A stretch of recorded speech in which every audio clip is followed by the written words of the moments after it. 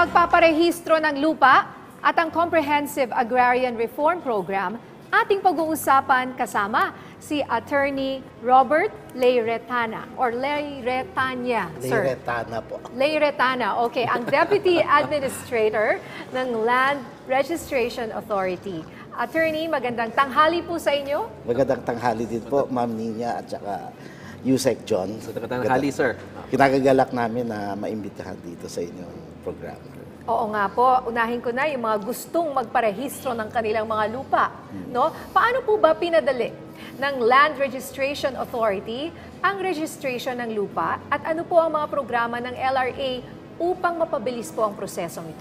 Kung inyong natatandaan, simula noong 2008, ang Land Registration Authority ay naglunsad ng isang malawakang computerization program na nag-umpisa sa konting registry of deeds hanggang sa ito'y lumawak ng mahigit kumulang 160 registry of deeds nationwide.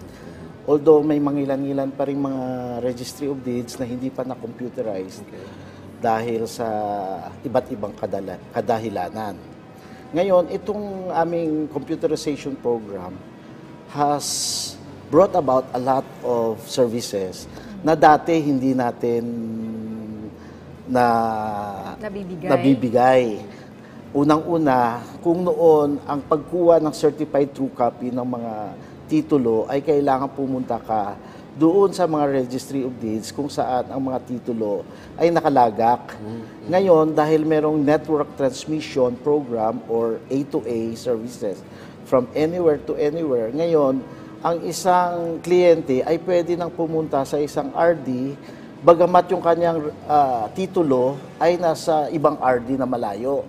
So, hindi niya na kailangan pumunta. Doon sa mismo. Napakaganda nun. Maliban sa doon, dahil nga nagkaroon ng network transmission services, marami kaming mga LRA kiosk, mangilan-ngilan sa mga malls na itinatag at sa maraming mga stakeholder headquarters like yung mga bangko, mga SSS, GSIS, meron kaming mga kiosk wherein pwede ka nang kumuha ng certified true copy para i-transact yung mga transaction tungkol sa lupa. Of course, marami na rin because of the computerization program, marami na rin na ilunsad. Like for example, ngayon, meron kaming e-servicio portal na kagaya ng sa PSA, Philippine Statistics Authority, na kung saan, kung kukuha ka ng certified true copy ng iyong title, ay pwede ka ng through internet-based. At yun, ay pwede mong bayaran online payment gateway na rin. So, mabilis lang din to kasi sa PSA in a few days, i-deliver pa sa bahay. Ganon din po ang aming modelo. Okay. You will wait for, let's say, a certain period of days, period para maibigay sa iyo yung certified true copy. Okay. So, attorney, kanina sinabi mo na may 160 na tayong Register of Deeds na nakasama. So, kailangan pa nating paramihin pa, no? Yes. Nasa ang percent na po tayo sa lahat ng LGU sa buong bansa? Actually, ang nasa batas, hindi lahat ng LGU merong Register of Deeds. Ang nasa batas ay mga metropolitan cities and province. So, hindi lahat ng LGU ay merong mga Register of Deeds. Probinsya lang pala, tsaka lungsod. At tsaka mga lungsod. Yun lang. Okay. So, in terms of coverage, in terms po, attorney, of operation, yes. in terms of operation, ikinagagalak kong sabihin sa inyo na yung operation from end to end ay computerized, siguro mga 93 or 95%. Wow, ang dami na pala. Now, with respect to doon sa, ito bang mga titulo na to ay naging digitalized na? Okay? Medyo hirap kami diyan kasi 47% pa lang na digitalize namin. Bakit? Okay. Kasi itong mga manually issued titles na hawak-hawak ng mga landowners, bago ito ma-convert into a fully digitized copy, kailangan yung kanilang owner's duplicate copy ay ma-surrender sa RD. Ganon. Hindi naman lahat ng mga tao ay gusto nilang isurrender yung kanilang Kasi titulo parang- Yes. Parang ayoko rin gawin yun, sir. Paano? There is Opo. an element of apprehension na Yes. baka meron na ako nito, kaya lang manually issued, bakit ko dadalhin sa RD para ma-convert? Pero hindi nila alam na pag na-convert mo na yung iyong titulo into a fully digitized copy, ay papasok na yung lahat ng mga serbisyo kasi magiging nasa database na siya. Okay. Pag nagkaroon ng transaction, it will not take a long time for you to transact. Like for example, to inscribe an annotation. Or even a transfer. So, Attorney, liniwanagin ko lang. Para ma-digitalize yung titulo ng isang tao, ng isang landowner, kailangan isurrender nila Yes. yung kanilang owner's duplicate. Oo, pero yung original copy that is Nasa iyo filed in the RD's vault, nakascan na yon, nakaabang na yon. Hindi ba pwedeng yun na lang ang i-digitalize natin? Kasi ang nasa batas, kailangan isurrender mo yung owner's duplicate copy mo. Ang nasa batas, kailangan meron kang sarili mong kopya. The original, and then yung duplicate, ibigay mo. Yes, yung... Pero nasa iyo pa rin yung original. Yung owner's duplicate copy.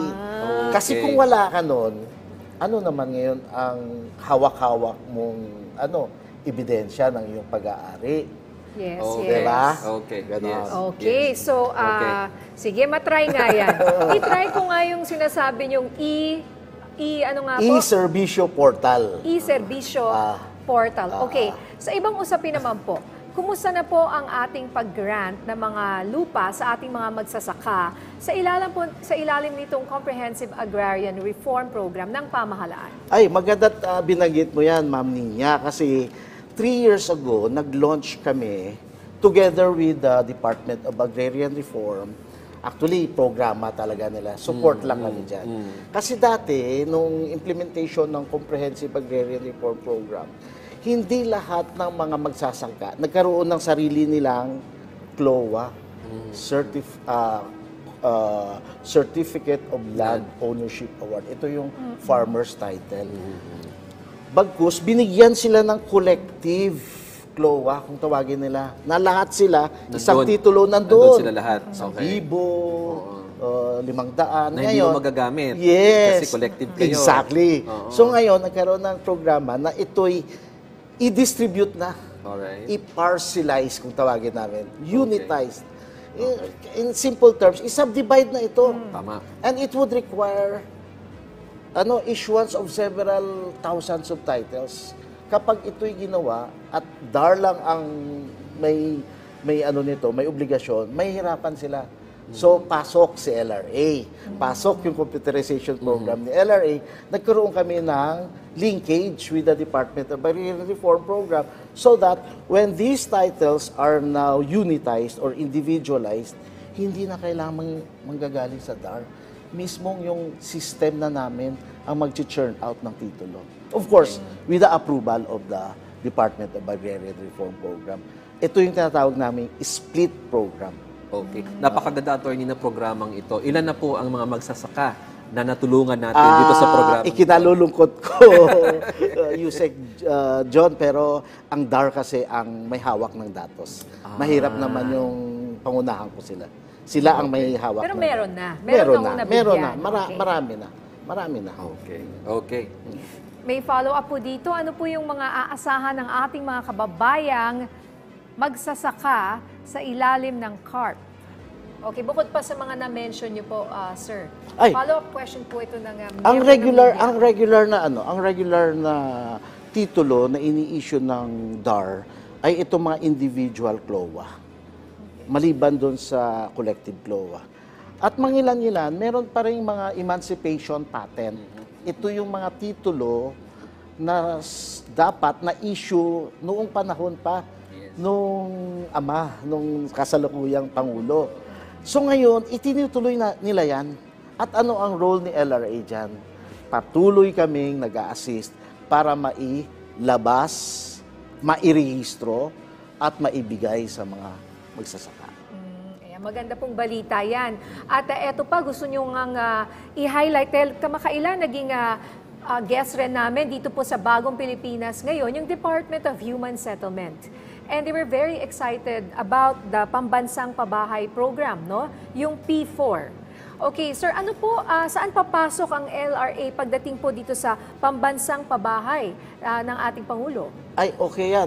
Very relevant talaga yung topic na yan. Kasi nung July 16 lang yan, nagkaroon ng Executive Order number 34 ang kasalukuyang pamahalaan declaring the P4 as flagship program ng Yes. pamahalaan.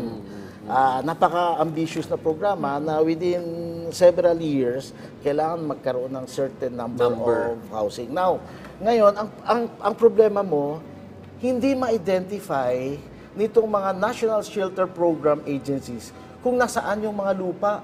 Ano ang estado ng mga lupa? Kasi ang dami niyan. At kayo nakakaalam. Yes. Ayun. Yan po, doon papasok si LRA. We were mandated by that executive order that LRA should assist all of these agencies that may have in their portfolio these idle properties. Alam mo kasi niya kung minsan ayaw doon ibigay ng mga government agencies yan. Hindi, Kasi may mga plano sila dyan. Ayaw ko mag-comment dyan, Yusek. Alam na. Pero nasa inyo na. May database meron na kami kayo. dyan. Kaya Ayan. gano'n. Kaya napakaganda rin ng nadadovetail yung role ng LRA in terms of the overall program ng pamahalaan. Ito yung mga idle na lupa ng pamahalaan na pwedeng gamitin para sa pabahay. Ayun. At si LRA Maniwala nakakaalam. ka ba na ang National Housing Authority, hindi nila alam kung hanggang saan ang lupain nila? Kung nasaan? GSIS, whatever. Okay, so ang dami pa nating gustong pag-usapan. Alam mo ba, Wala, itong natin P4, oras pwede nga tayo, kahit sino pwedeng bumili dito ng pag first time owner ka daw. Yes. Yes, oo Yes, naman. okay. Except merong constitutional prohibition for foreigner to yes. acquire real property in the Philippines. Yes. Okay, so maraming salamat po sa inyong oras, ha? Attorney Robert Leiretana, ang Deputy Administrator ng Land Registration Authority.